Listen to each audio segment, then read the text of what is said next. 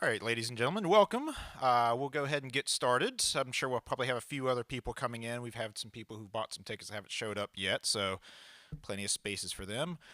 My name is Nathan Stalvey. I am the director of the Clark County Historical Association. I want to thank you all for coming out today. I think you're going to find this talk quite riveting.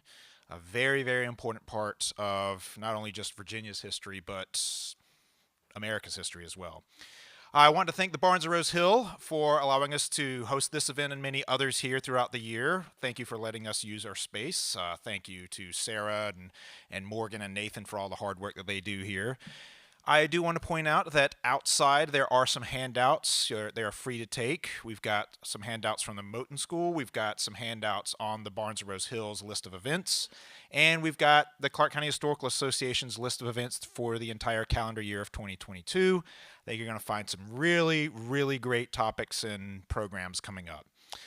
At this time, I would like to turn it over to Alyssa Buselli. Alyssa Buselli is our Suzanne McCown Education Coordinator at the Clark County Historical Association, and she joined us at the end of September and has put together our entire 2022 program schedule. So, Alyssa, come on up.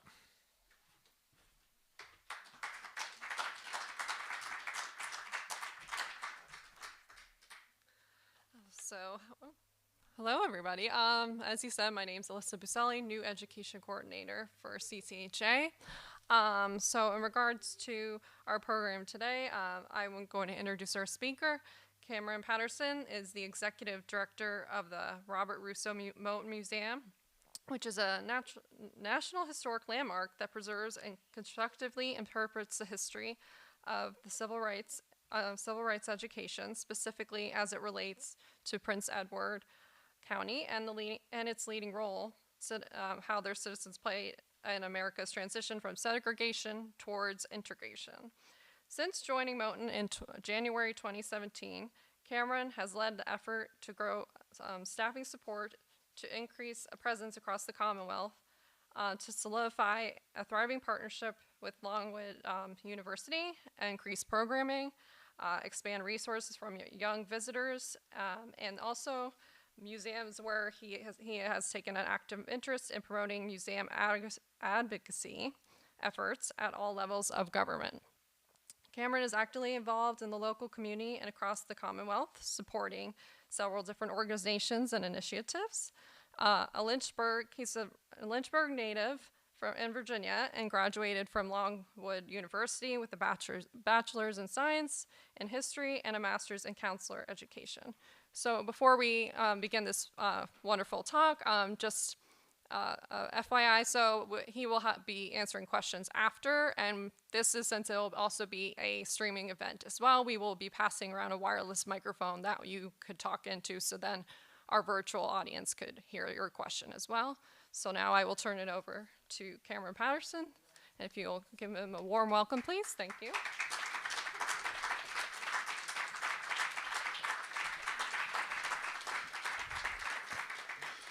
Well, good evening, folks. It is an honor to be here. This is the first presentation that I have given off-site since COVID started. So I am very excited to be here with you all.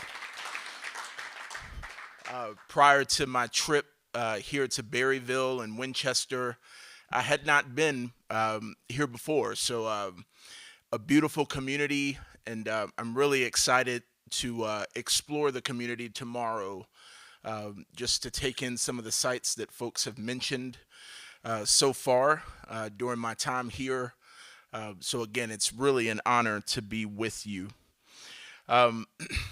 I'm here today to share a bit about not only the history of Prince Edward County, but the history of the Commonwealth of Virginia, and really the history of our nation. I titled this story, The Moton School Story, Children of Courage. This is the name of the permanent exhibit that we have on site at our museum in Farmville. And I think as I speak today, you'll really get a sense that when we talk about Moton School Story, Children of Courage, that this story is about young people. It's about young people who use the tools of democracy to bring about change. And for the students of the Robert Russa Moton High School, for the community of Prince Edward County, Virginia, that change would primarily come through our legal system. And hopefully you'll get a sense as I kind of walk throughout this story today that there are a number of ways in which individuals navigated the civil rights movement in our country. Some did it through the legal system. Some were more involved in direct action protest.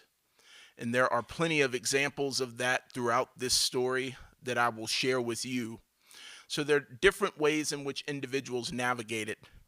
But primarily for Prince Edward, it was the legal system that they utilized to help push for change across the country. So again, I'm delighted to be with you. I come from the Robert Russa Moton Museum, Virginia's only civil rights museum and a national historic landmark dedicated to preserving and constructively interpreting the history of civil rights and education as it relates to Prince Edward and the leading role its citizens played in America's transition from segregation to integration.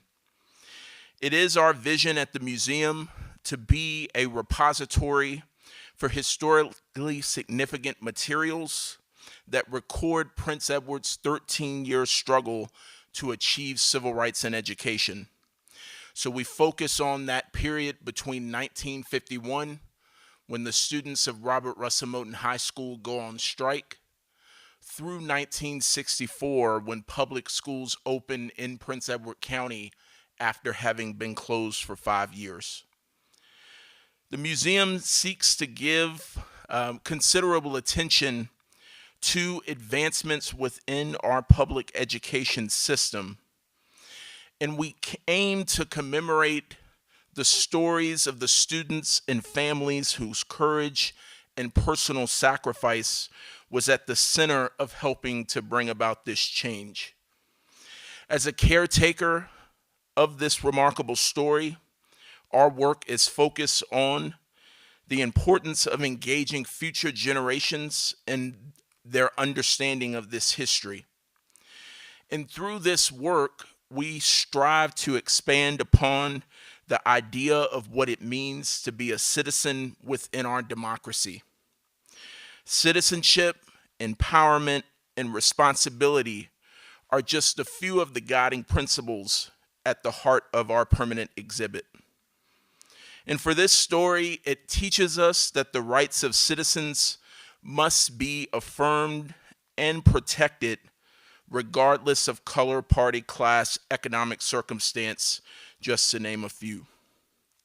And again, when I think of this story, it is about ordinary citizens who are using the levers of democracy to bring about change. I hope that you'll see through this story that it provides a good example, particularly to young students, that you too can play a role in helping to bring about change within your community. That change doesn't have to be on the scale of what Barbara Johns and her classmates did at Robert Russa Moton High School, but any change you can help bring for the community in which you live is important change indeed. And so I kind of like to start with this quote from James Baldwin just to kind of set the tone. The great force of history comes from the fact we carry it within us, are unconsciously controlled by it, and that it is present in all that we do. And so as I share this story, I do so through the lens of two generations of students. We have the walkout generation, which features the story of Barbara Johns and her classmates who walked out of school on April 23rd, 1951, and set in motion a series of events that would culminate in the Brown decision, of which Prince Edward had a majority of the plaintiffs, and the lockout generation, which features students who were shut out of schools between 1959 and 1964. The sacrifices of both the walkout and the lockout generations helped to redefine equality for all and helped to really save our public education system. Their commitment to the principles and their resilience ensured that our education system remains a training ground for creating an enlightened citizenry. And so we share that Moton in Prince Edward County, Virginia, is the birthplace of the student-led civil rights movement and started what we would know as the modern civil rights movement. The courageous acts of those that went on strike happened 4 years before the Montgomery bus boycott, 9 years before the first Greensboro sit-ins in North Carolina, and 14 years before the Selma to Montgomery voting rights marches. We now know that the struggle for civil rights takes place not just on buses, at lunch counters, or on the streets, but also in the classrooms and courtrooms where young folks use those tools of democracy to bring about change. And so as I start this presentation, I think it's important to share that the significance of Farmville in Prince Edward County to American history is not just limited to the 20th century. The final days of the Civil War drew to a close in and around Prince Edward County, with the Battle of High Bridge being the last major battle prior to Appomattox. There was a community in Prince Edward County called Israel Hill, which featured a group of emancipated people who before the Civil War became successful farmers, merchants, and artisans. In the period following the Civil War, Reconstruction produced what Christopher Banista, in his book Southern Stalemate, would refer to as a shift in the social order. And so there were 27 blacks elected among the 180 new members of the Virginia General Assembly in 1870. And among those elected was a gentleman by the name of Tazewell Branch from Prince Edward County, who served 2 terms in the House of Delegates and who was also father to Mary E. Branch, a noted educator and the first black college president in the United States. Unfortunately, Tazewell Branch passed away early. And, I would like to think that had Tazewell Branch lived, Virginia State University, which is located in Petersburg, might have found its resting place in Farmville, because that was certainly an advocacy point that he was heavily pushing to have an HBCU in Farmville. W.E.B. Du Bois in the 1890s visited Farmville to understand better a rural black community and the origins of migrants to Philadelphia, Pennsylvania, for research on his book, The Philadelphia Negro, and a report that he would publish for the United States Department of Labor. Prince Edward is situated in the Black Belt, a stretch of land that extends from the Chesapeake Bay through the Carolinas, Georgias, Alabama, Mississippi, Louisiana, and East Texas. Black Belt counties had high populations of black residents, and sometimes those black residents outpaced white populations. And I want you to hold on to that thought as we continue. Black populations outpace white populations, and that was indeed true in Prince Edward County. Farmville had a population of nearly 4,500 individuals in the late 1950s, which would be the time in which the students at Moton were beginning to craft these plans for that student walkout. And when you combine Longwood University, which at the time was a state female normal institution that specifically was focused on producing educators, that population increased significantly to nearly 8,000, a number that it currently resides at today.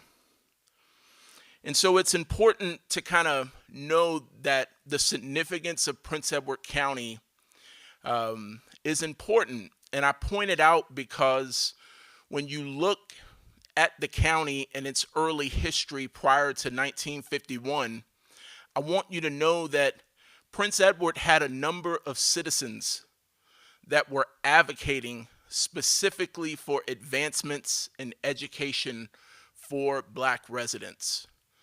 So this was taking place prior to the 1951 student walkout. And so here I show a photo of early life in a black school in Prince Edward County, just to kind of give you an example of what life was like in that school space. At this time, this would have been shortly post-Reconstruction, as our public education system across the Commonwealth was beginning to take flight. This photo was taken at one of the schools outside of the town of Farmville in the more rural parts of the county. And at that time, those were the only places that educational institutions for black residents resided, in these one-room schoolhouses on the outlier of town. And then secondly, I show a photo of our Virginia state capitol. And I share a quote from the Virginia Constitution of 1902 that says, "White and colored children shall not be taught in the same school." And it's important to share that because the Constitution of 1902 for Virginia was a defining moment in the way in which we provided education to black citizens across the Commonwealth. For the first time in our Constitution, we codify this notion that facilities must remain separate. And it's important that I share that because that Constitution of 1902 would really carry the Commonwealth of Virginia through this Jim Crow period. And it wouldn't be until the early 1970s that the Constitution would be rewritten when Dick Howard, a lawyer from the University of Virginia, and a number of scholars from across the Commonwealth, including Oliver Hill, formulated a commission that rewrote that Constitution. So again, that Constitution sanctioned the creation of separate and unequally financed schools. Moton's facilities paled in comparison to nearby Farmville High School, located just a few blocks away. County officials dragged their feet on building a larger school, and instead they would construct these temporary classrooms that were mistaken as chicken coops. But despite the inadequacy, Moton students thrived in a nurturing environment that was created by their teachers, parents, and church communities. Teachers held students to high standards, encouraged them to pursue extracurricular activities, challenged them to seek a college education. Parents were at the forefront of helping to lobby for new education facilities. In this community of Prince Edward, particularly the students were inspired by World War II and America's victory. So the students in the community began to have rising expectations. They too wanted a piece of this American dream, and believed that they had the right to access it. And so I share two individuals here who are prominent individuals in this Moton story. The first gentleman is T.J. McElwain. He was superintendent of Prince Edward County and Cumberland County Public Schools, which is a neighboring county to Prince Edward. Farmville actually splits between both of those counties. T.J. McElwain came on in 1918. And so by the time we get closer to the 1951 student strike, T.J. McElwain was of the opinion that I have improved educational facilities in Prince Edward for black students. I have taken you from these one-room school facilities to this brand new standalone all-black high school that you currently have, which is Robert Russa Moton High School. How could you not be satisfied with this progress? So that was T.J. McElwain's thought on the matter. And then next to him, we have a lady by the name of Martha E. Forrester, who was president of the Council for Colored Women. That Council of Colored Women was the leading civic organization in the Farmville, Prince Edward community that was advocating for educational advancement. It was that Council for Colored Women that took us from having grades for black students in Prince Edward end at the 7th grade as of 1930 to being extended to the 11th grade and eventually the 12th grade. Now, the county would make black students and their families cover the cost of extending those grades, but nonetheless, she and that Council of Women were leading the fight for educational equality.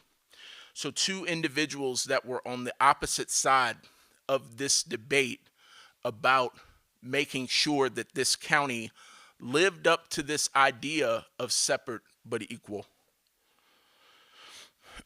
And so as we start to kind of march towards that 1951 student walkout, I think it requires us to have an understanding of what was happening educationally during this time period in Prince Edward County. The Robert Russa Moton High School was built in 1939. It was the first standalone all-black high school that was built in the county's second brick building for black students. The school was built with funding from President Franklin Roosevelt's Federal Works Administration, which provided 45% of the financing of this new high school. And Robert Russa Moton High School is located on the left side. This was significant achievement for county residents, and white leadership within the county thought that building this school would be enough to satisfy black citizens. White leadership within Farmville and Prince Edward believed that they had done right by black citizens. J. Barry Wall, who was editor of the Farmville Herald, would often editorialize that black citizens were not contributing to the tax base at the rate in which white citizens were, and that was the reason that their fiscal plant was not up to par. But again, I want to pull back in that notion that a lot of these black belt localities had a higher black population than they did a white population, and that was true in Prince Edward County. So in Prince Edward County, we were educating more black students compared to white citizens, but the facilities told a different story as it relates to that. Local advocacy, again, has always been the hallmark for Prince Edward community. Led by Martha E. Forrester, led by that Council for Colored Women, led by civil rights leaders such as L. Francis Griffin and Mr. John Lancaster, both of whom were a part of the Prince Edward County Parent-Teacher Association. And so the students saw that their parents and community leaders were advocating for a new school to be built. But the students began to grow restless. Again, as I mentioned earlier, we were coming off of World War II at a time in which the expectation that students had was significantly increasing. And so it was with this that the students of Robert Russa Moton High School decide that it is time to take their education into their own hands, and they begin to lay the groundwork for this student walkout. And so I want to show here our two school facilities, Robert Russa Moton High School, and then you have Farmville High School. So these are the two schools that would most often be compared when legal efforts would begin on behalf of Prince Edward County. So you have the all-white high school, which is a mile away from the Robert Russa Moton High School. And again, I don't think this photo of Farmville High School does justice the way in which this building looked, the residential neighborhood in which this building sat, and all of the facilities that these students would have access to compared to the students at Robert Russa Moton High School. Moton was a one-floor building. We had 6 classrooms, an auditorium, and the tar paper shack buildings that the county would later add to the property to alleviate that overcrowding. So I want you to think about this. 180 students is what Moton was built for. In the second year of occupancy, that enrollment reached 215 students. And in the decade that would lead to the student walkout in April of 1951, that enrollment would reach 450 students that were attending school at Moton. And so I think this quote from Principal Boyd Jones really sums it up when he says, "Sure, we're crowded. You know that auditorium? Well, we held 2 or 3 classes in the auditorium most of the time, 1 on the stage, 2 in the back, and we even held some classes on a bus." So that was Boyd Jones, principal of Moton High School at the time in which the students walked out. And you can see a photo of what classroom life was like inside of that tar paper shack building. One of our volunteers at the museum, Mr. Bob Hamlin, who would later attend school at Robert Russa Moton High School, would remark that it was his responsibility as someone that lived close to the high school to come in to make sure that the potbelly stoves were filled with wood so that they were able to start their day. And when I hear that, I hear, for me, that inequalities placed responsibilities on students that attended black schools that weren't necessarily there for those students attending the all-white schools. You know, at our all-white schools, students had the most up-to-date heating and airing system for that time period. And so the responsibilities and the burdens were a little different based on where you went to school. And that's one example that Mr. Hamlin offers. I continue to share photos of life at Robert Russa Moton High School. So look at the auditorium. This is our main multi-purpose space at what is now the museum. And just sit and picture for a moment 450 students crammed into that space on a daily basis attending school in this building. Whereas at Farmville High School, you had a standalone auditorium, a standalone cafeteria.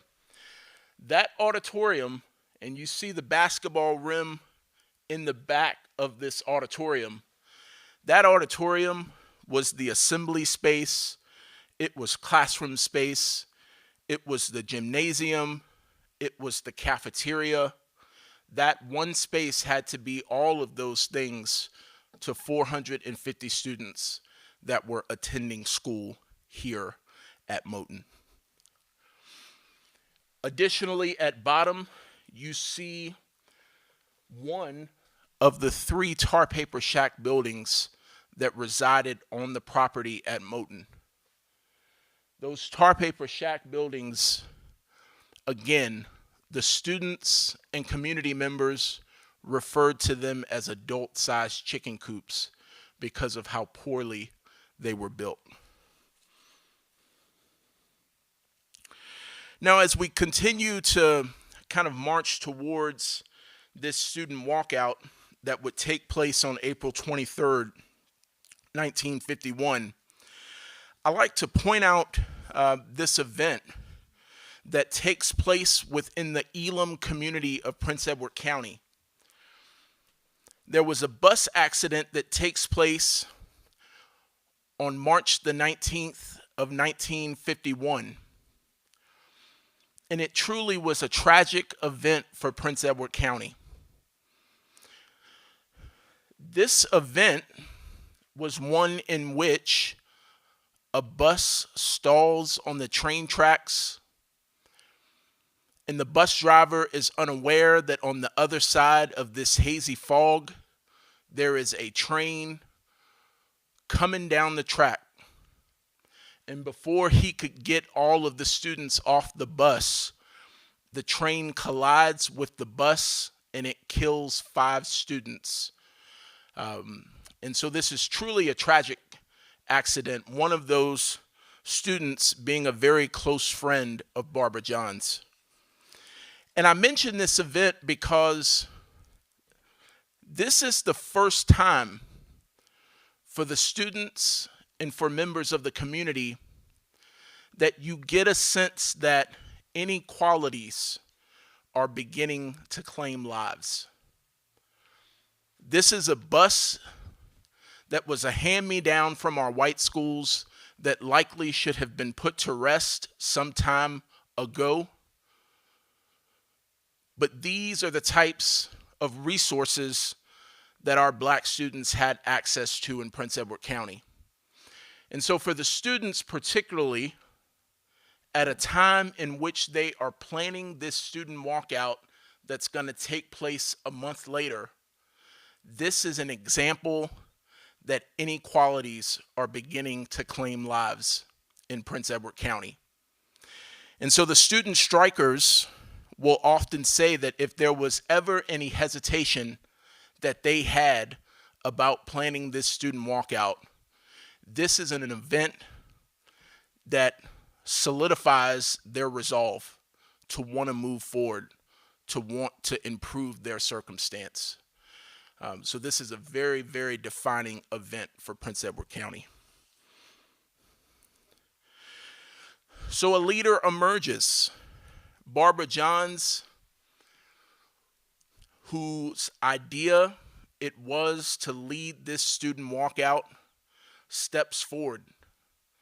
She puts together a strike committee of classmates that she knows and trusts, that she believes will be able to help her galvanize 450 students to walk out of school alongside her. Barbara recognized that collective action was an important thing when you're planning an event as significant as this. You know, think about the time period. This was a time period in which students didn't defy adults in the way in which these students were about to. And so Barbara recognized that in order for this to work, all 450 of her classmates had to walk out behind her on this strike. And so that's what Barbara and the strike committee were working towards as they began to put their plans in place. And I elevate just a few of the students that comprised that student strike committee. Carrie Stokes, who was a leader in the senior class. Her brother John Stokes, a leader in the senior class.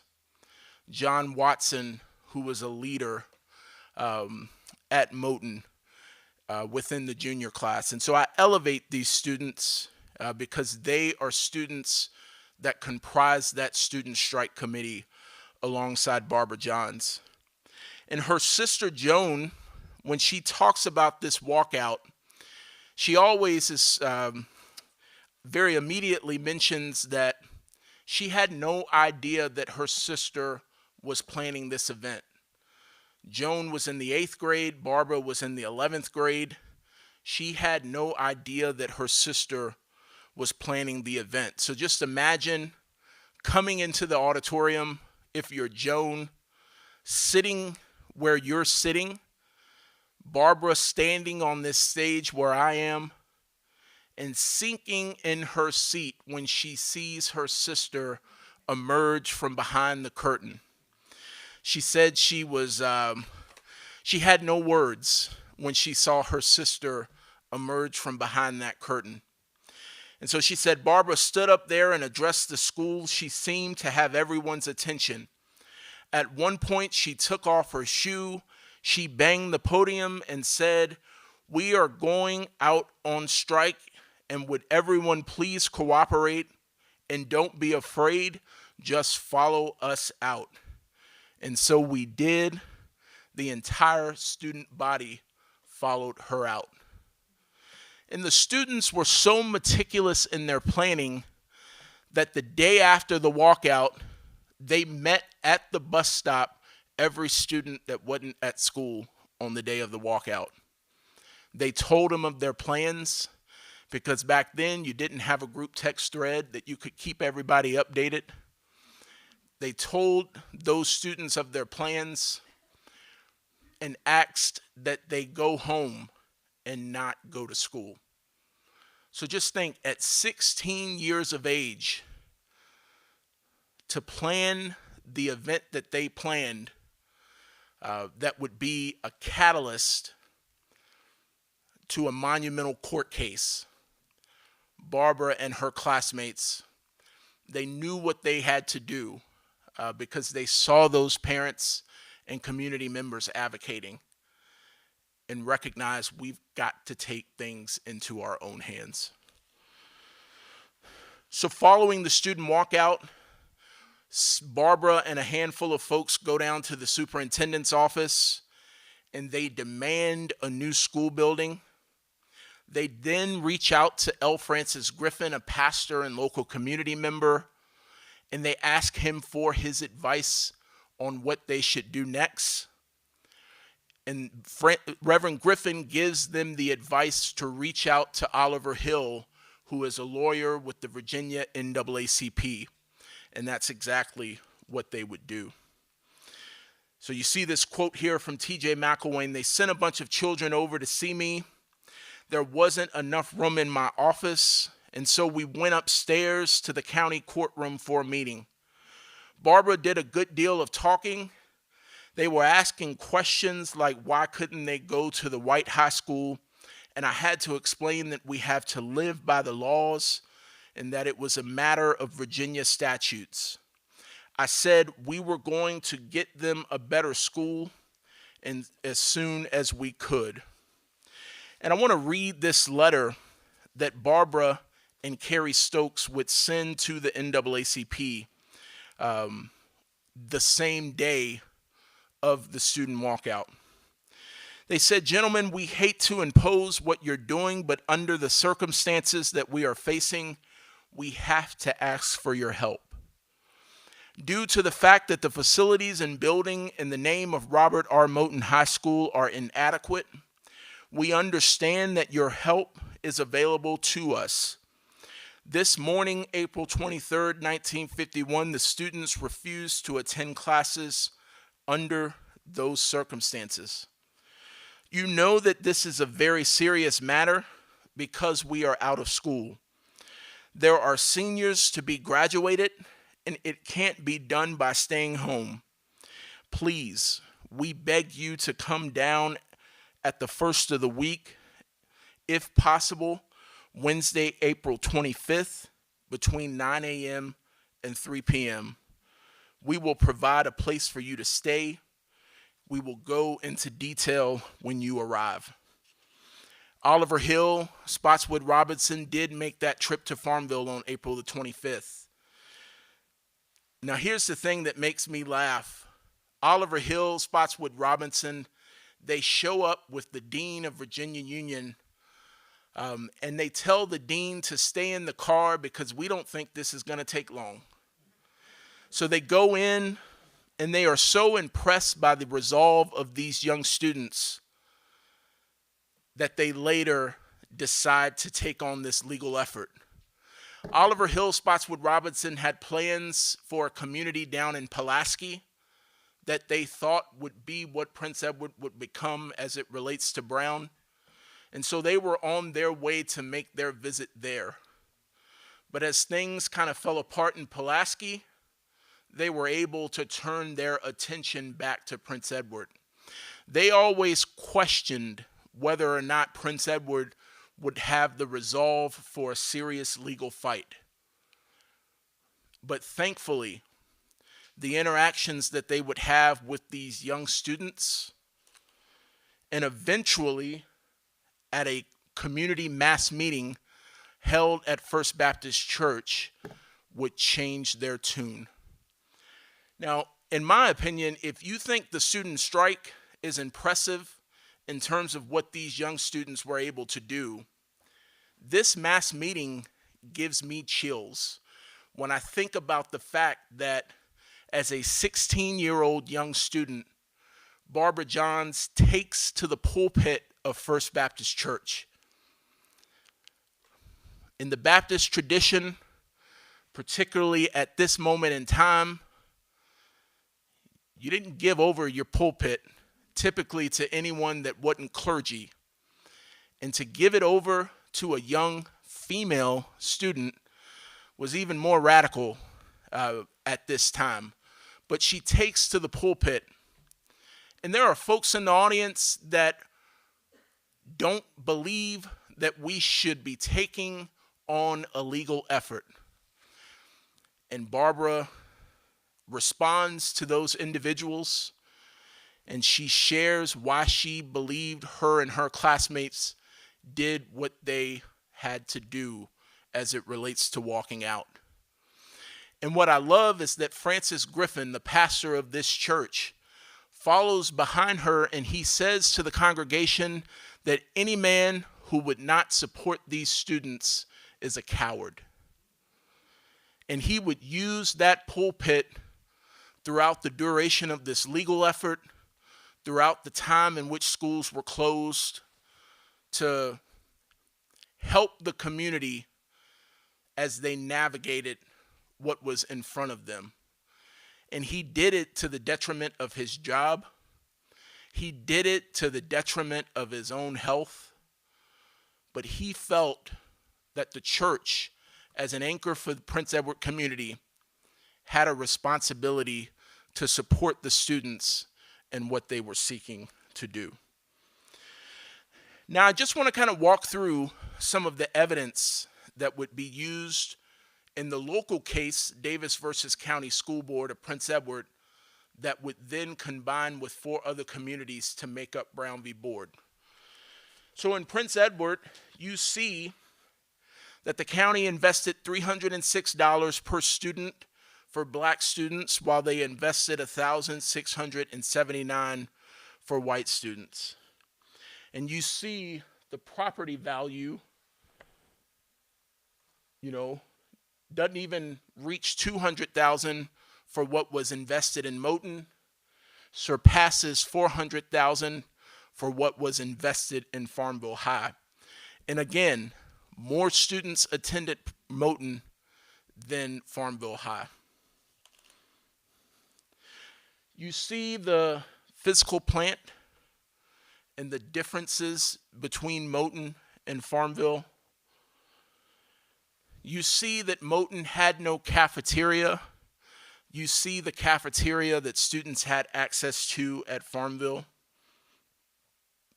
No gym at Moton. What would have been a state-of-the-art gym at the time at Farmville High. One science classroom at Moton that only had one microscope that the teacher utilized, whereas at Farmville, you had a science laboratory that had ample pieces of equipment for students to utilize.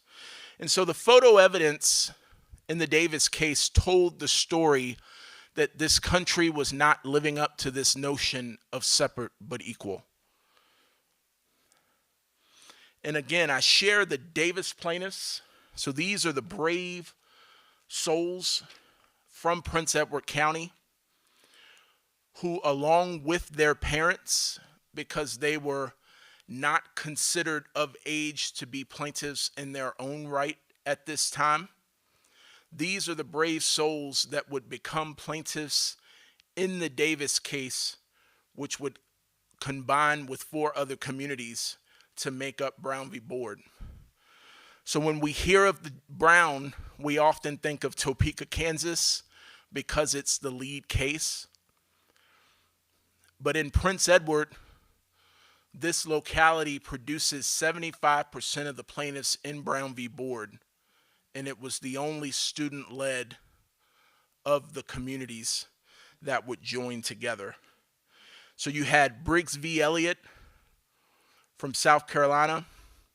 You had Bowling v. Sharp, Davis versus Prince Edward, Belton versus Gephardt, and Brown v. Board of Education of Topeka, Kansas.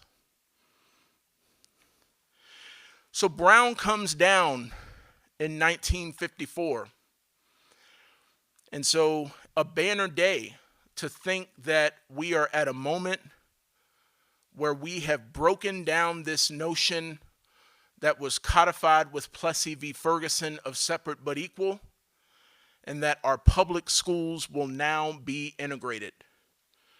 But let me tell you what, boy, were we in for the fight of our lives as Virginia enters into this period that would become known as a massive resistance. And so you see that reaction from leaders in the Commonwealth. The highest court of the land has spoken, and I trust Virginia will approach the question realistically and endeavor to work out some rational adjustment.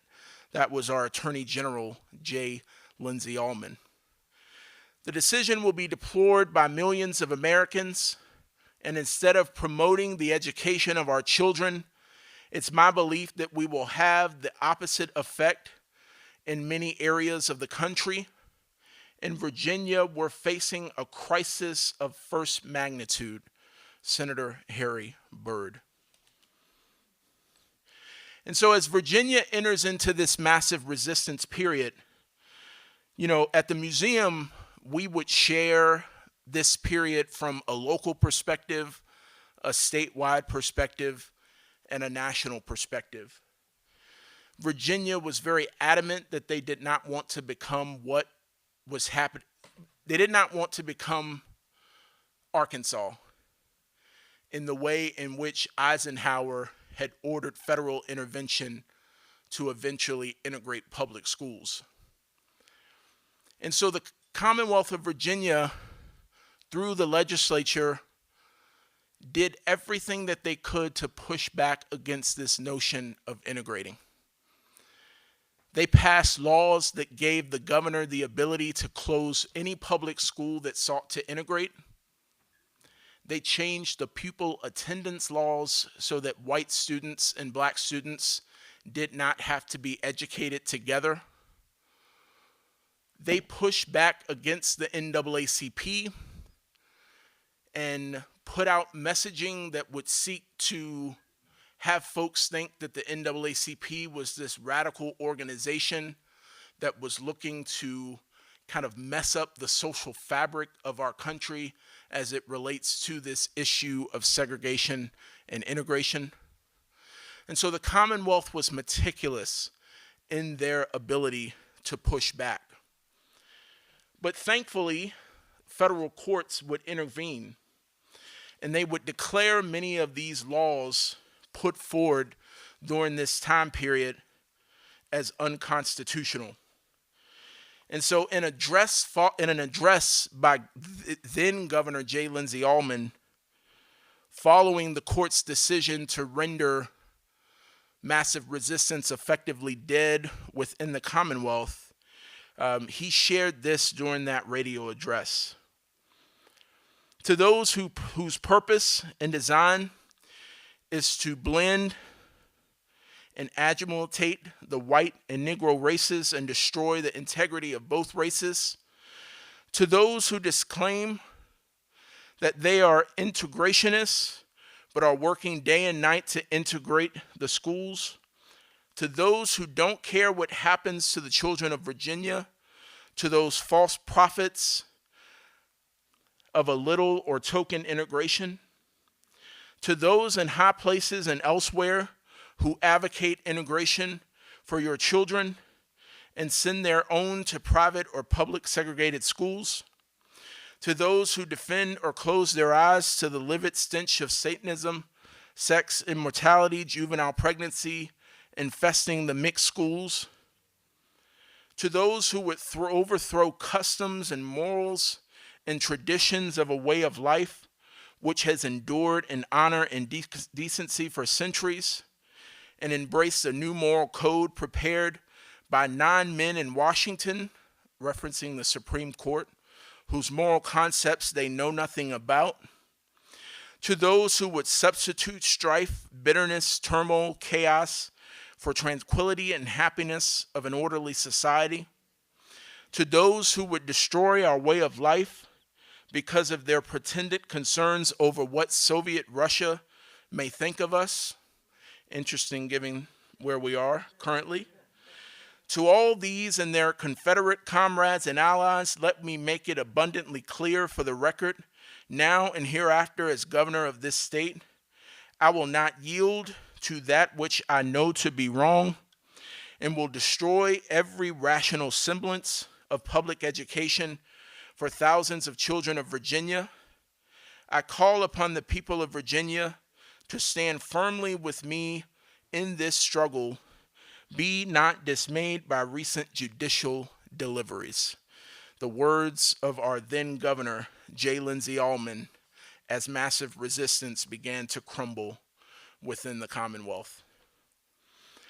The governor would utilize his powers to close schools in Warren, Charlottesville, and Norfolk, seeking to close those schools that were in the process of being integrated.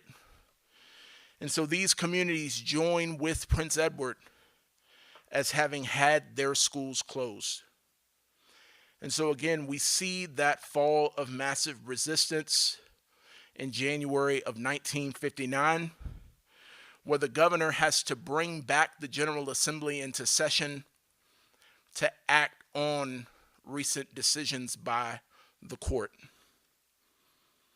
And then we kind of march towards the moment where Prince Edward County closes its public schools in order to avoid integrating.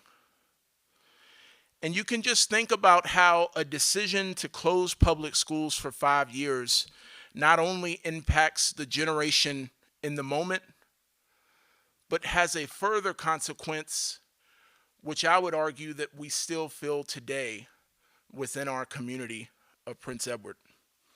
And I want to read to you a quote from the Attorney General of the United States, Robert Kennedy, where he says that we may observe with as much sadness as irony that outside of Africa, south of the Sahara, where education is still a difficult challenge, the only places on earth to not provide free public education are communist China, North Vietnam, Sarawak, Singapore, British Honduras, and Prince Edward County, Virginia. So with the school closings in Prince Edward, certainly disproportionately impacts Black students, but it certainly has an impact on the entire community. Even though we do have a private school that opens, not all families can afford to send their children to that private option. And so from there, you have individuals such as L. Francis Griffin that step forward to assist in the operation and creation of these training centers that were operated as moral builders for out-of-school students. And many of the children were educated by local women who taught them in their homes, in their basement, and in their shops. Dr. Martin Luther King visits Farmville in March of 1962 on a tour of the South Side. And he says in his visit, "Things will get better, do not despair, do not give up, but just stand firm for what you believe in." And people all over the United States will say there are black people in Prince Edward who have injected a new meaning in the veins of civilization. We see the reemergence of student activism with protests that take place in downtown Farmville, led by our youth community. We see Prince Edward Academy, a private option for white citizens, open during this time period. And I want to end with a voice from someone that was impacted by the school closings in Prince Edward, as she shares her perspective during that time.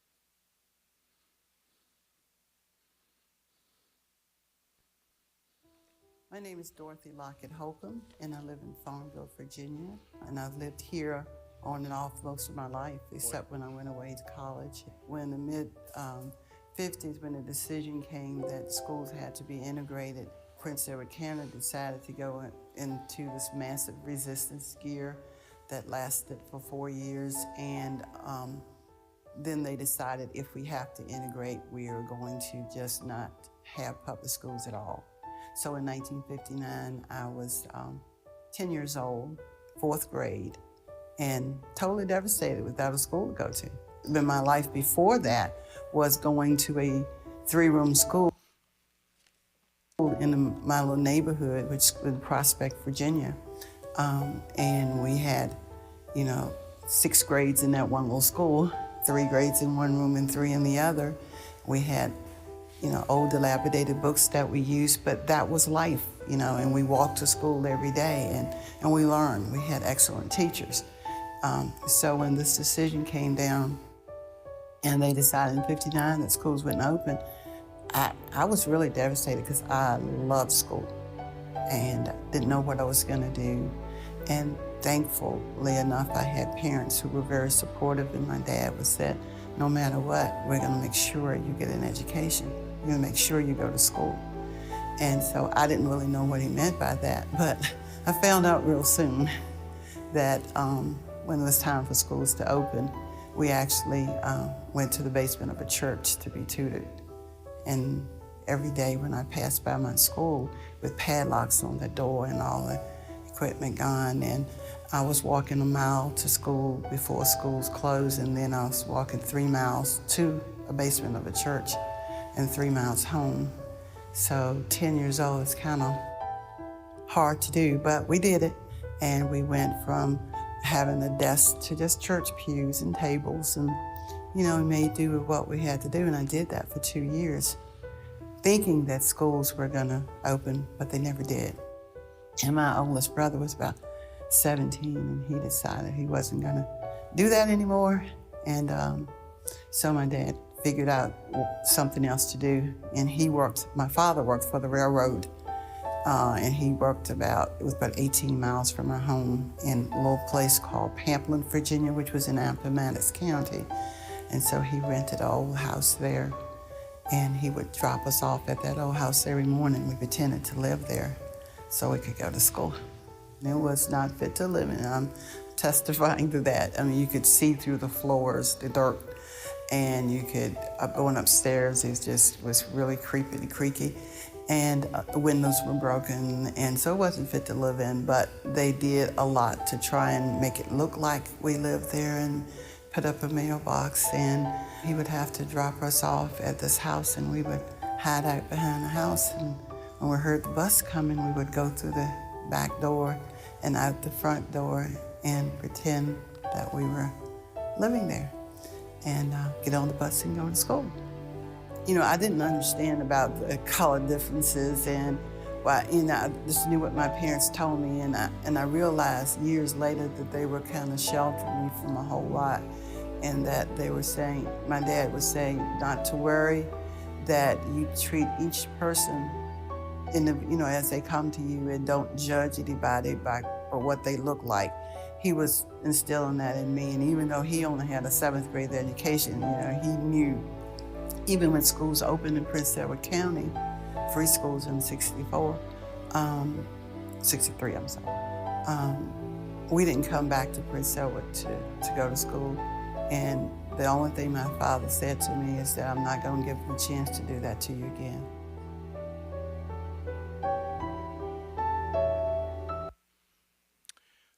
The magazine that some of you were able to pick up documents stories like the one that Miss Holcomb shared. And so I hope you'll read through those stories to learn a bit about the experiences of those that were impacted by the school closings. If you were unable to get a copy, we do have them available, along with 3 other volumes of that magazine on our museum website under the Learn section. And so we do hope that you'll take a moment and engage with that. But I do want to end here, and I do want to open it up to you all for any questions that you might have.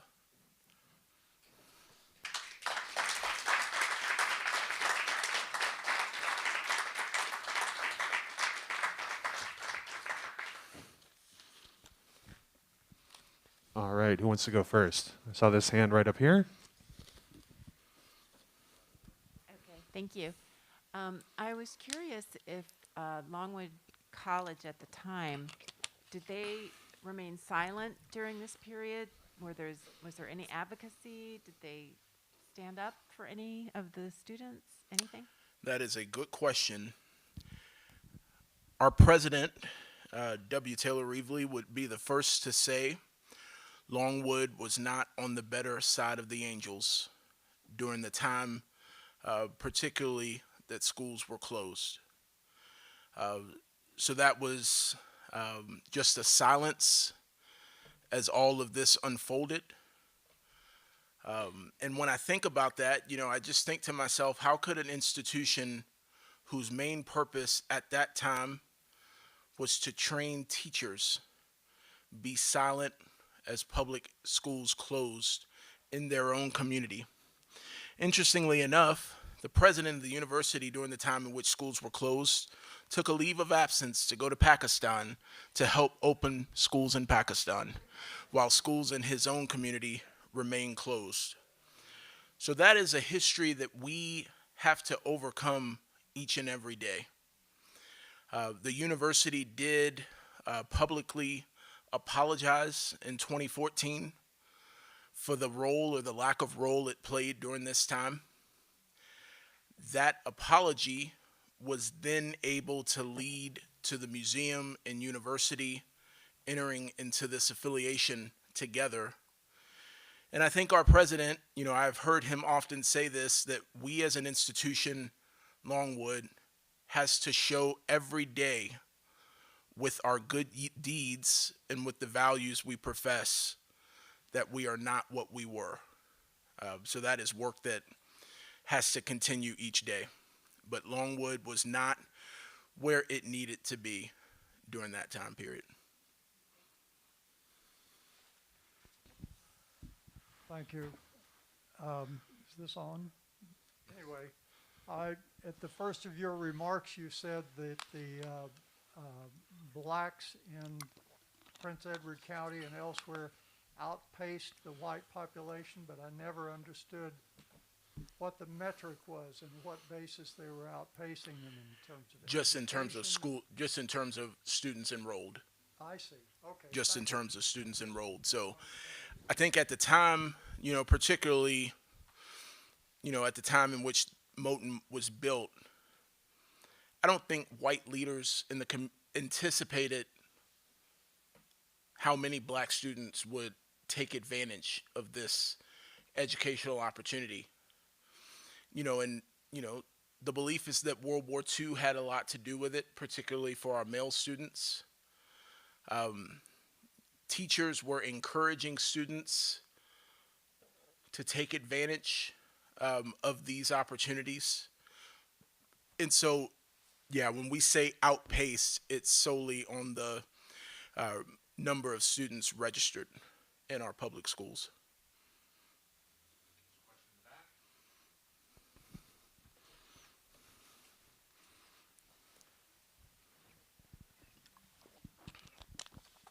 First, thanks for the talk. Very interesting and very valuable.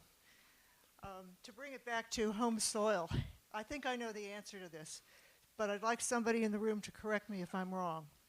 What were the last 3 jurisdictions to integrate the public schools in Virginia? The year was 1967, and to my knowledge, the 3 jurisdictions were the city of Danville, Warren County, and Clark County.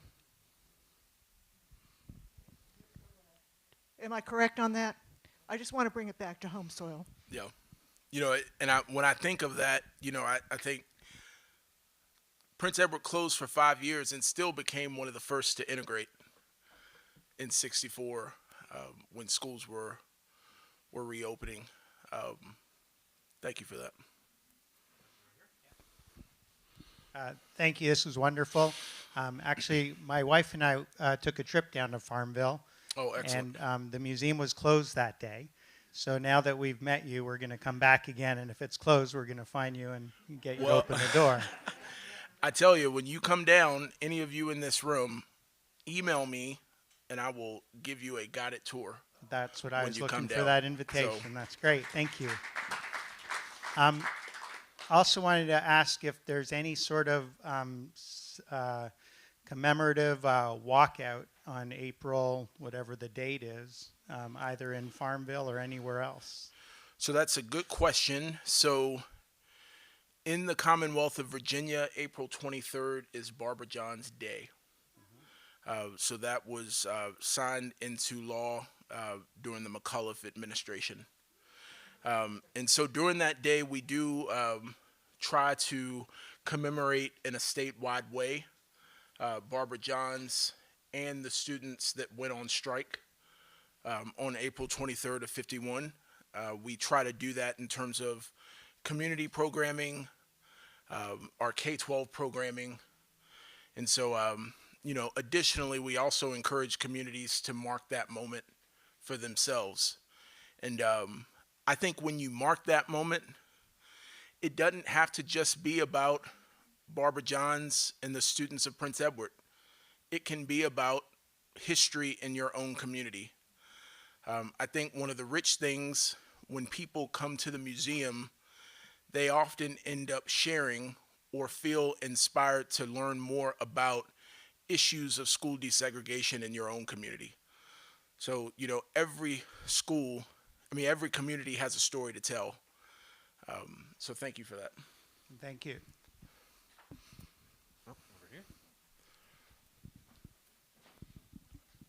This is a comment, not a Yes, ma'am. question, and that is, as I listen to this history, I'm profoundly uncomfortable. So I'm wondering if we can't teach in the public schools in Virginia today history that makes our students uncomfortable, how can we get, this history out? Does it fall more squarely on the shoulders of something like our historical associations and, come back to, like you're saying, tell your local story? How will people learn? I'm geared up for the fight that this moment is bringing. And we have been dealing with it recently, me and my team in our work, folks pushing back against what we're doing. But, I think it's important, at the end of the day, this is history. When I talk about these things, I'm using the words of individuals that were on both sides as it relates to this history. So, we're geared up for the fight. We're ready to push back because I think it's a responsibility that we have as a museum institution to teach this history, the fullness of it. We will continue to be supportive of our K-12 partners that might not feel that they have, I'm not a school employee, so I don't have all of those things to deal with. So we want to be supportive of our K-12 partners who might feel a little concerned in the moment. But I also would say I think a little bit of discomfort is important, as we experience this. And, I think that I would say to folks, when you feel that discomfort, I think that gives me a little bit of hope to know that you kind of come to this with a genuineness to want to learn more, and hopefully leave here feeling compelled to share this story with others that might not have encountered it. But, again, we are geared up and ready for the fight.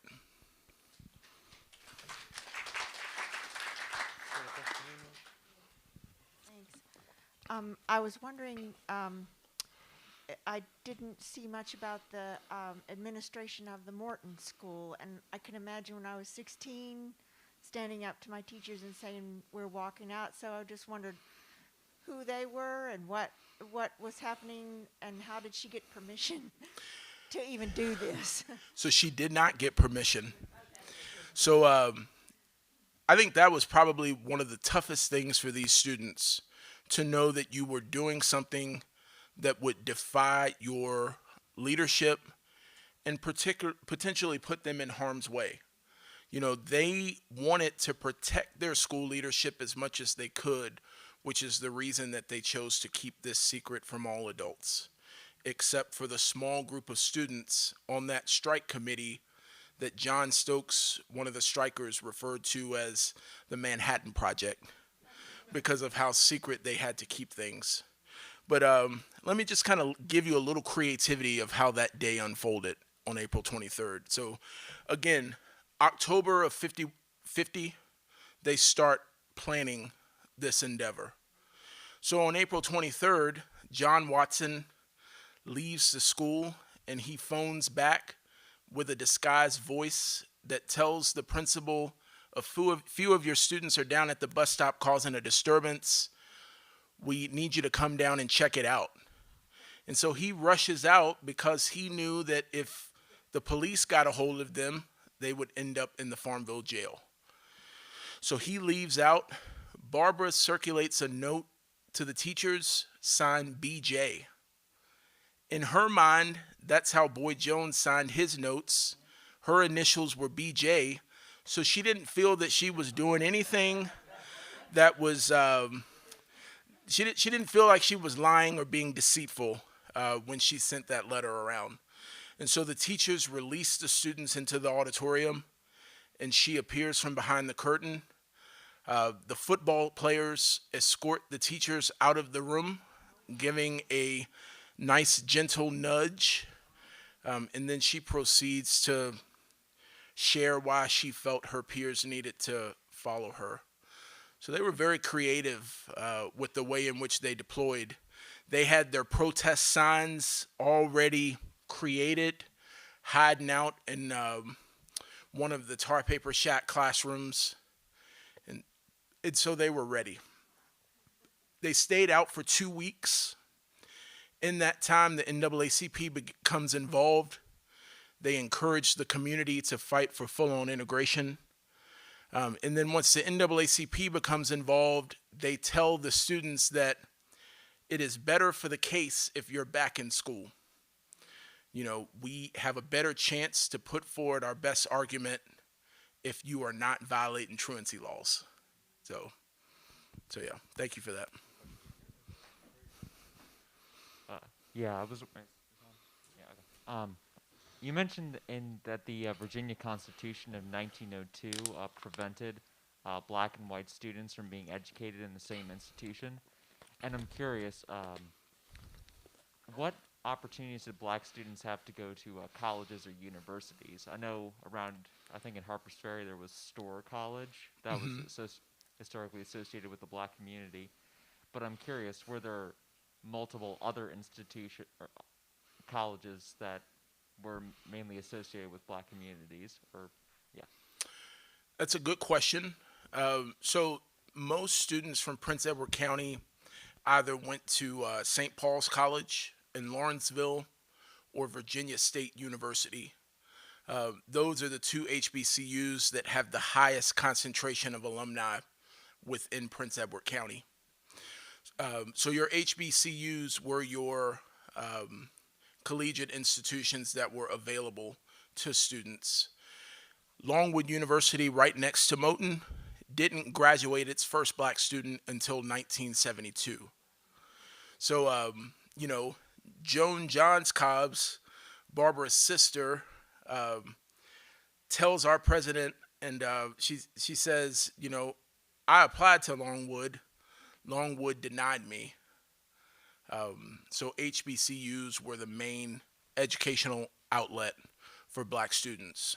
And so, you know, now we would say to a student that there are a multitude of opportunities available to you, not just a 4-year education, but at the time, you know, college was the main post-secondary experience that was pushed for students. Thank you for your important talk. I'm interested in how two different societal institutions reacted to the strike. The first is law enforcement. Were any of the students arrested? And were there any acts of violence or threats of violence at the time? Then secondly, how did the press react? The state and national press. Did they try to ignore this, or was it widely reported? Those are great questions. You know, I would say, and as I come back, I might need you to recount again. I'll start with the press. You know, J. Barry Wall, editor of the Farmville Herald, was a pretty well-known figure within various corners of the Commonwealth, and was an individual that would use the editorial pages of that newspaper along with Kilpatrick, who was the editor of the Richmond News Leader, the evening newspaper in Richmond, to kind of carry forth a lot of the language during that time that we see in our politics today.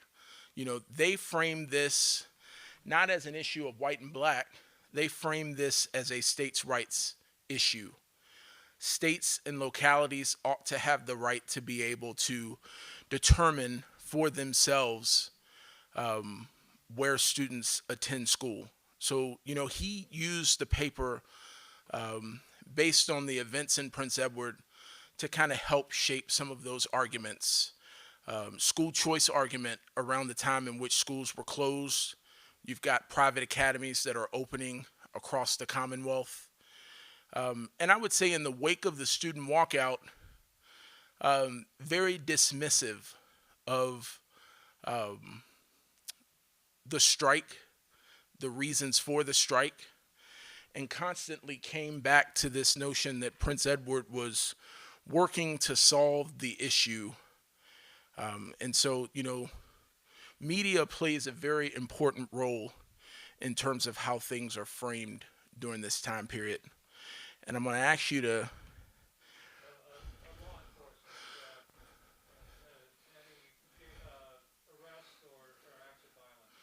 So I think one of the reasons that Prince Edward often doesn't get talked about as it relates to other seminal moments of the civil rights movement is because there were no major acts of violence.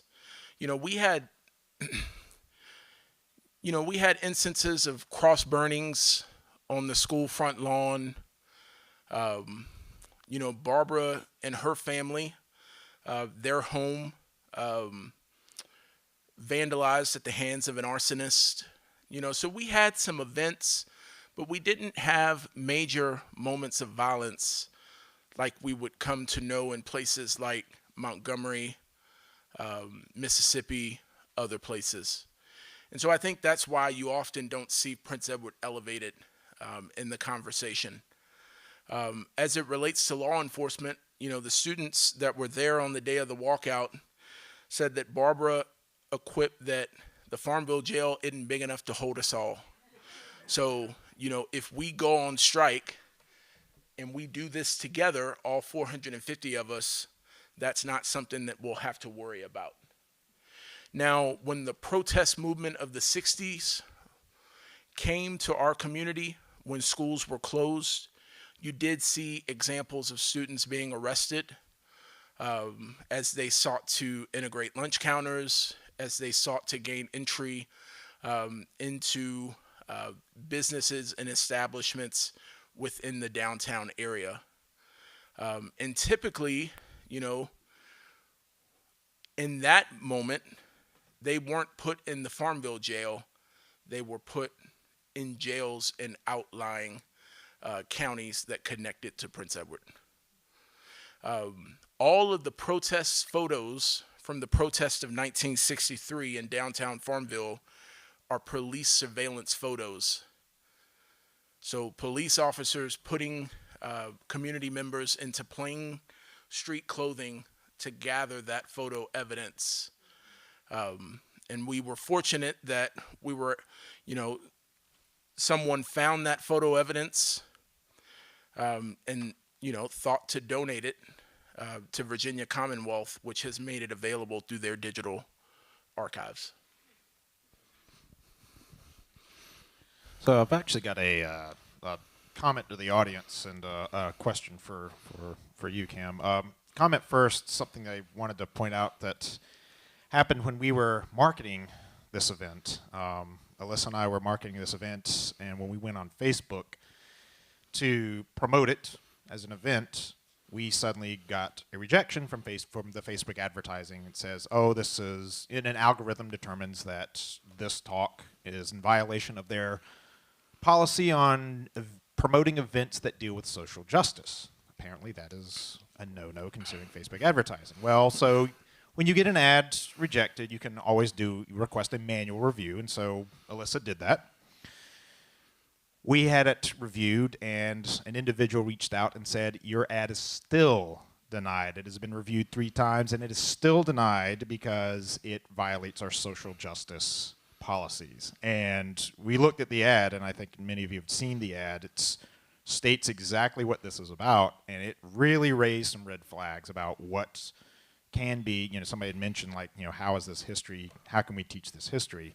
That raised some red flags for us. We're like, well, okay, how, not only for us, I'm looking bigger picture. How would the Moton School be able to promote their events if that's a policy? How would other African-American museums and institutions be able to promote their message? So I do 2 amazing things happened after that. Number one, I want to give a big shout out to Michael Faison and the local chapter of the NAACP. I reached out to them. We got together, they invited me to their meeting, I showed them exactly what was said in the ad, and he was like, yeah, that should not have been, that's very concerning. So I was able to state my case. We were able to promote it, and they promoted it amongst their members, and again, I really want to thank them for helping us get the word out about that. And then, luck as have it, suddenly, in a very, very rare instance, Facebook writes me personally and says, we made a mistake. We're very sorry, your ad is approved. So that's definitely going to go down in the annals of something that never, ever happens, but it's still very concerning that something like that would happen. And I did speak to somebody at another museum who said that when they tried to promote their talk on Loving versus Virginia, that was also denied by Facebook. So it's a very scary time when you think about it like that. My question for Cam is just a real quick question. After all of this, what became of Barbara Johns? It's a good question. I will first say that Facebook is a blessing, and sometimes it can be the devil. And we've just gotten to the point where we just had to hire people to help us write those ads in a way that gets past their algorithm. So I appreciate you fighting the fight, because hopefully that will help others outside of just your museum. But I will say, following the walkout, due to concerns for her safety, Barbara would leave the community, and she would go to live with her uncle Vernon Johns in Montgomery, Alabama. So one would ask, if the concerns are safety, why does she go to Montgomery? And I think it's important to just kind of remember that this was prior to the Montgomery bus boycott and a lot of the pivotal moments that we would see in the civil rights movement. Interestingly enough, her uncle was pastor of Dexter Avenue Baptist Church. The congregation fired him because they thought he was too radical when it came to civil rights, and they would then go hire Martin Luther King, who kind of took that to the next step. So her uncle was, a famed theologian, the first black theologian to be recognized in the 1920s. They published a report that just kind of featured some of the top sermons from the year, recognized with that honor. And so she would go live with him. She would go to Spelman. She later became a librarian in the Philadelphia public school system. But she led a quiet life. She didn't really talk about this. She felt that she stepped forward in her moment. I think this story is a great example of you are constantly passing the baton to the next person that steps forward, that continues to take this journey forward. So wasn't until later in life that she really began to talk about what had happened with some interviews and things of that nature. But unfortunately, she would pass away in 91 due to a courageous cancer fight.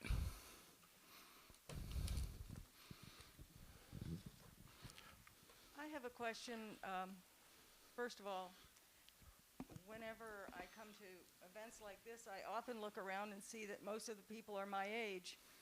And it's a little disconcerting because I hope that we can teach the generations behind us. So when you said that you're ready to take on the fight, I just wondered, what is that fight?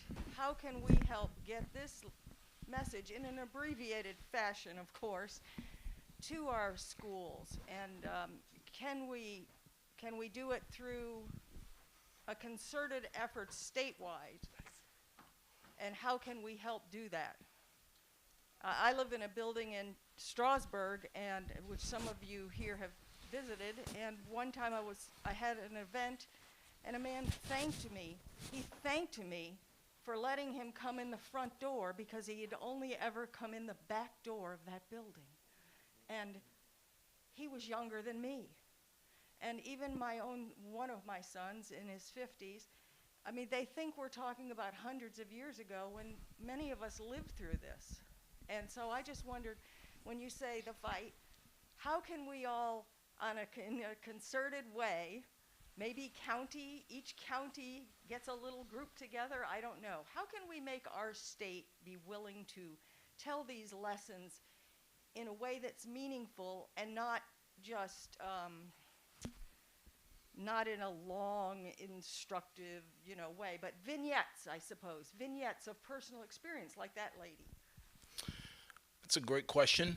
I'll first start by just saying that when I first started at Moton a number of years ago, it really put it in perspective when, my colleague, our director of education, said to me, he said, I'm 27 years of age. My father was 22 years of age when he graduated from Prince Edward County High School after being impacted by the school closings. While interning at Moton and doing some research, he discovered that he is the grandson and the nephew of three plaintiffs in the Brown v. Board of Education case. And so, to just kind of learn that familial connection really put it in perspective that this history isn't that long ago that we talk about. But, I would say, to gear up for that fight, I think it's important to support museum and cultural institutions in your communities that are doing important work. So, making sure that the Clark County Historical Association has access to be able to work with our K-12 populations is important. Making sure that localities make investments in our museums and cultural institutions. We've made a lot of progress, particularly on the Moton front, in terms of getting this history in our curriculum for K through 12. We got to make sure that we don't turn the corner as it relates to that. And so, I would say to anyone, when folks show up with this anger and this hatred and this demand to push back against teaching our full history, we've got to show up with equal energy and match that. So I think, to me, that's a part of this fight.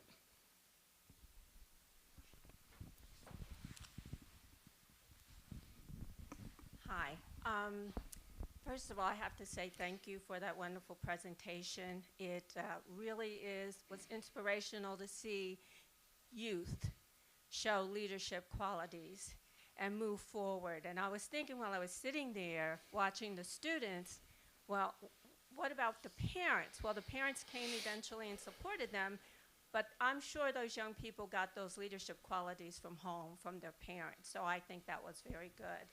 Just wanted to say a couple things. First of all, my parents moved here at the time of integration from Pennsylvania to Virginia. That's because we had family here. And that's when I heard the story about Warren County, which was really crazy to me. I didn't believe it because I started school in Pennsylvania. We didn't have segregation, so I knew nothing about it. It was a very diverse school district. But coming to Clark County, coming to Virginia, I heard about the story in Warren County. And then in '67, and I'm dating myself, I went to Virginia State University, and my roommate, my freshman roommate, was from Farmville. And she was telling me she went to school in New Jersey, and then she told me a little bit about the story. I thought, that's crazy. I just could not understand it. I do now, but back then it was just something I didn't understand. I'm certainly glad to hear you say you're going to keep up the fight, because just recently I had the privilege of going into a school and judging an activity on Black history. Well, 3/4 of the classroom participated. It was an optional thing. Well, there was this group, a grade level group, I'm not going to mention names, but a grade level that chose not to. Now, I'm an educator. This grade is particularly important with learning history. And this group of teachers decided they were not going to participate. So I'm thinking, in a society where we're supposed to be celebrating diversity, and we can't even support our young children who are from other cultures, what does that say to kids? I walked away from that feeling very, very angry, and I don't know what my next step is going to be. But I can't let children sit in that classroom and teachers not participate and not give them the history that they rightfully deserve. And most of it is more about your historical figures and a lot of the history that they don't know. But the most important thing is it starts in the community, it starts at home, and more importantly, it starts in the schools where we educate our children about the history so they can learn to understand the differences and they can learn to respect and appreciate, yes, there are differences, but that's okay. This is America. Thank you.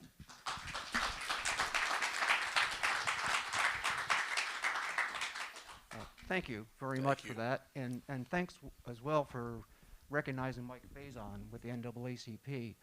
A question was asked about how do we get education as a right through the county, through the state, and also about the history of the contributions that have been made. I have a few brochures. I did not come here as a representative of the NAACP, but I happen to have a few brochures because I am a member. And I will gladly, at the end of this, stand in the back for anyone that is, excuse me, that is interested in that. One thing that, beyond getting involved locally, supporting those institutions like the, excuse me, the Museum of the Shenandoah Valley, they have a wonderful exhibit going on right now that, unless you're on their Facebook page, you're not necessarily knowing all of the great things that have been done right in the Shenandoah excuse me, Shenandoah, sorry about that, in the Shenandoah Valley, and I highly recommend taking advantage of that. It's free on Wednesdays, so you don't even have to pay, but it's also a great venue if you want to become, so sorry about that, if you want to become a member of the MSV. Thank you.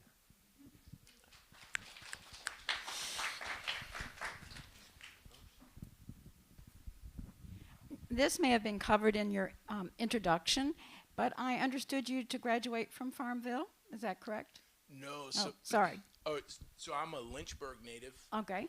And a proud EC Glass High School graduate in Lynchburg. And I went to Longwood University. So that's how I came to Farmville in '05. And then I have just been fortunate to be able to remain in the community since that time. What led you to Moton, to that your current position? Yeah, so that's a good question. So I worked in higher ed, so I am a career switcher in terms of stepping into museum work. So I worked in higher ed, and I worked in our multicultural affairs office in a number of different areas. And, just felt like I wanted to be able to do something that was community facing. What I love about museum work is the community engagement piece. A big believer that museums are community anchors, and that museums have to respond to the needs of the communities in which we serve. So, it's that external facing piece that brought me to the museum. I felt like being at the museum, particularly at Moton, was an opportunity to be able to practice what I had preached to students about being civically engaged in the community around them. So, I've been very fortunate to be at Moton. I used to ask myself often, I don't know if museum life is what I will aspire to long term. I'm certainly changing my mind towards that, but I'm a Moton man, and I believe in Moton. I believe in the work we do there, and so feel very honored to do it. Thank you. I liked what you said in the beginning about how one person can make a difference, and we look at Barbara as a good example of that. And when I look around the room, and we're mostly white people here, I remember thinking, I don't know where to begin to tackle social justice issues in a world where there's such hatred and racism. And my husband and I took one step a few years ago, and we did join NAACP. We stood in the background. We were very quiet. We just didn't know how to approach even supporting NAACP. But we learned about allyship, and we learned that to speak up. If you see something, you say something. You don't stay in the background. And not to promote NAACP specifically, but as an example, they gave us an awareness.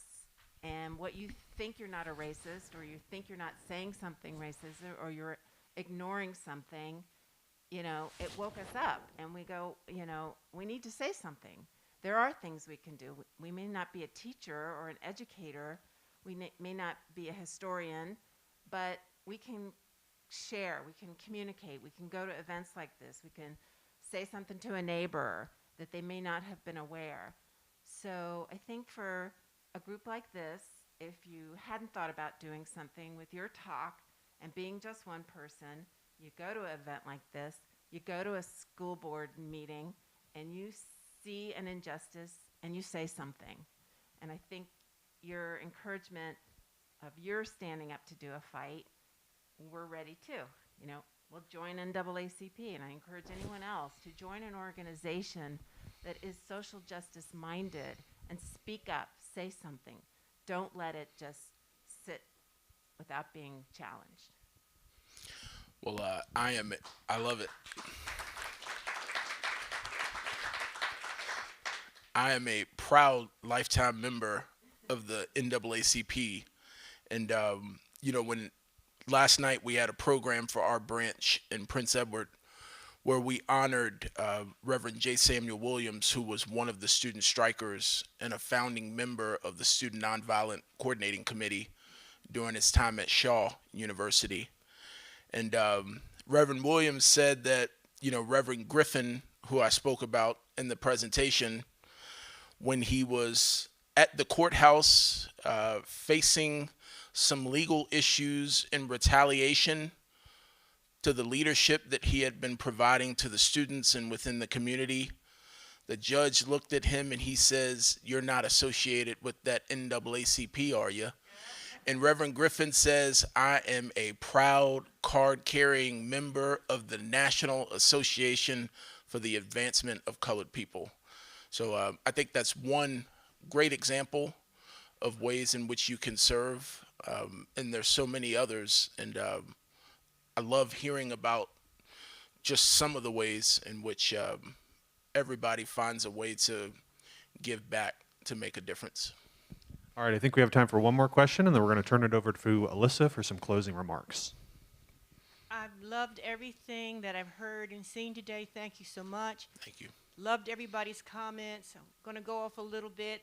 If there was any one thing positive about Donald Trump's administration, it was that it became 100% clear how racist this country still is. It's not always overt, although being called N-word has just become so popular even on the internet. But underneath, there are forces trying to keep black and whites apart, because race is not the enemy, greed is. So these folks are trying to bleed this country using, my son calls it fear porn words, like fear and the extreme left and you gotta save your country. That's a bunch of malarkey. So in addition to helping your neighbors when they say those out of the behind things, straighten them out. Tell them, no, that's not true. And read, read, read. There are thousands of books coming out almost daily about the history of this country and all the miscreants who are trying to take us back to the 1800s. Thank you.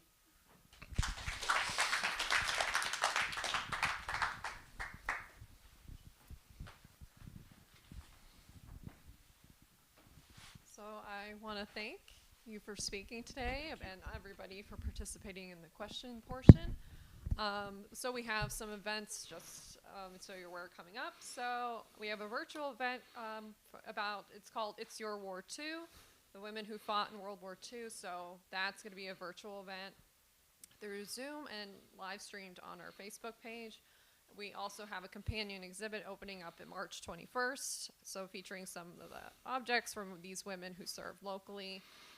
Another event coming up in March called the Fabric of America. We're having a series, so it's the Fabric of America series, Fashion and Social Culture in the 19th Century. So this is looking at how women in this is part one. So the 19th century, how fashion and how culture and how the advancement of women and the culture in the United States. There will also be 2 more events of that coming up in September as well, featuring early post-American Revolutionary women and the women of the modern day women from 1900 to 1940. Coming up in April, in the 9th, so Civil War Medicine and the Body, so that will be another event. And as usual, Spring Art Show we have coming up April 23rd to May 8th. And then we also have 2 more event just recently we booked in November for the Slave Dwelling Project will be coming up at the Mill. And also the material culture of African Americans in the Shenandoah Valley, which is in May. Correct, yeah, May.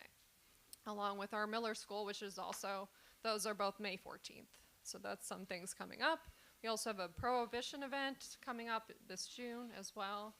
And I will hand it over to you if you want to say a few words. Yes, again, thank you everybody for coming out. We'll still be around available if anybody wants to come up and ask any questions to Cam or Alyssa or I. But again, we thank you all for coming out and enjoy the rest of this lovely day. Thank you.